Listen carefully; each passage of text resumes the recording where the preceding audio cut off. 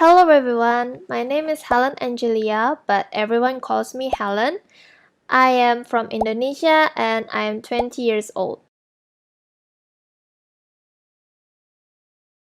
Currently, I am studying abroad at Taylor's University Lakeside Campus, Subang Jaya, Selangor, Malaysia. And I am studying Bachelor of Design Honors in Creative Media, specialization in animation and visual effects. One day, at my university student portal announcement, I found a Summer Innovation Global Classroom online held by Osaka City University, Japan. It is held from 31st August 2020 to 11 September 2020. The SIGLOC online program is to train undergraduate or postgraduate students from different countries and work together to solve the social problems happening caused by COVID-19 pandemic. Before I registered myself to this program, I had to inform Taylor's University Global Mobility Program for further information, and they gave me the link to a Google form to fill out. There were actually a lot of questions. They will ask me about my identity, my contacts, my IELTS proficiency test, which I got 6.5 from my previous test, and questions regarding social problems that I currently know of. I was guessing they might want to know how much I knew about the problem and if I kept up with the news. I also asked my program director at the time to be my reference person because OMU-COIL wrote it is compulsory for me to write someone's name to acknowledge my existence and skills. Luckily, my program director said yes, and I could move on to the next step, which is to send out SIGLOC online agreement form, recommendation letter from Taylor's University GMP, and the Google form to OMU-COIL promotion office via email.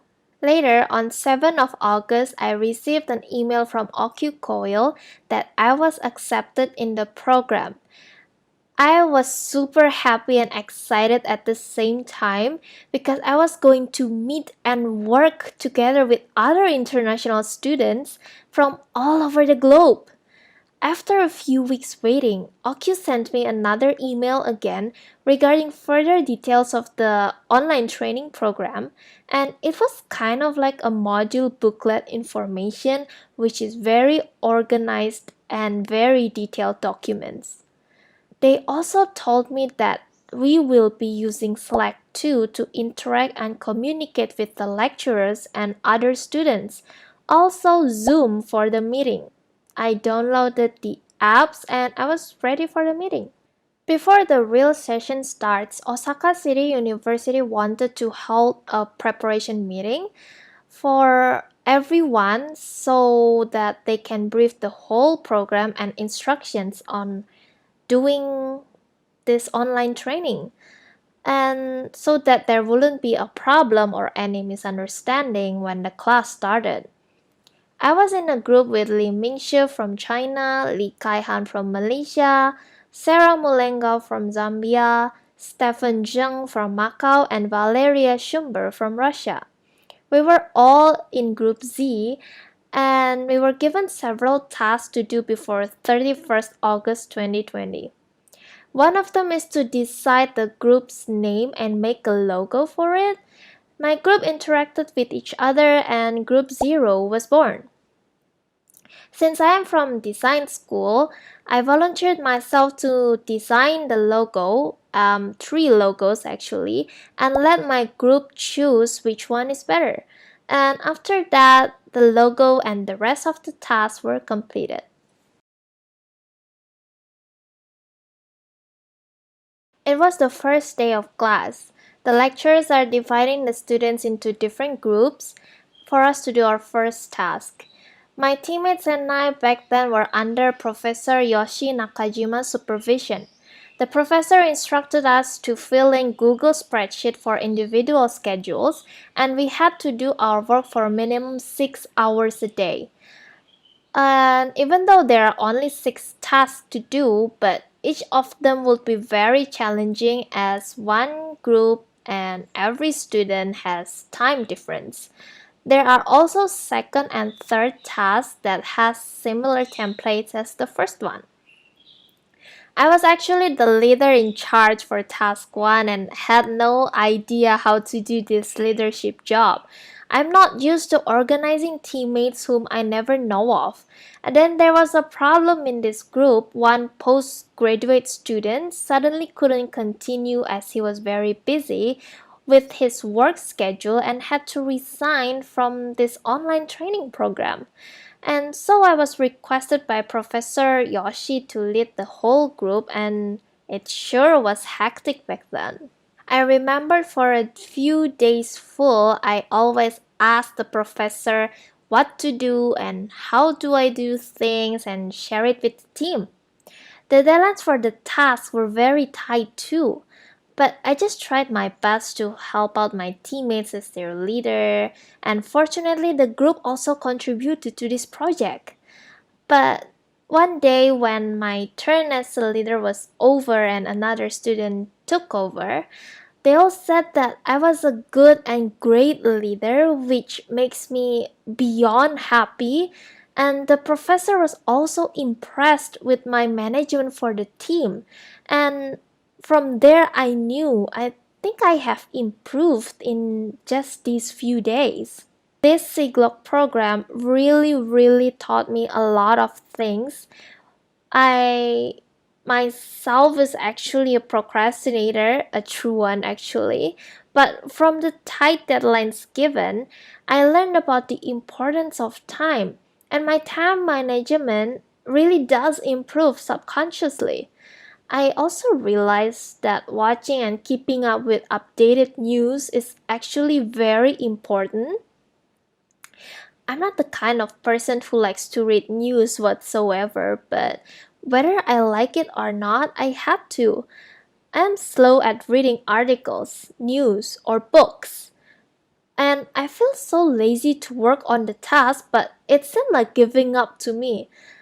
And I hate losing out, so I just want to keep on trying on what I can do and make the best report and solution to reach the goal of this online training program. And at least I don't want to burden my teammates by not working on my task. That's why it's called teamwork, don't you agree? It would be another thing if it's individual work, but everyone's hard work is on the line. That's a problem. Final day of the session, we presented our Google Slides presentation containing our conclusion for the SIGLOC online training program. I was in the same group with Lee Ming-shi and Sarah Mulenga at the time, and I felt that we've done a good job. The lecturers also seemed to like our work. They said that we have provided the big outline of the social problems caused by COVID-19 and also did not just give solutions of what we can do in this pandemic time, but also for the future planning as well. After me and the other international students were done with the training program, Osaka City University gave us a certificate of completion.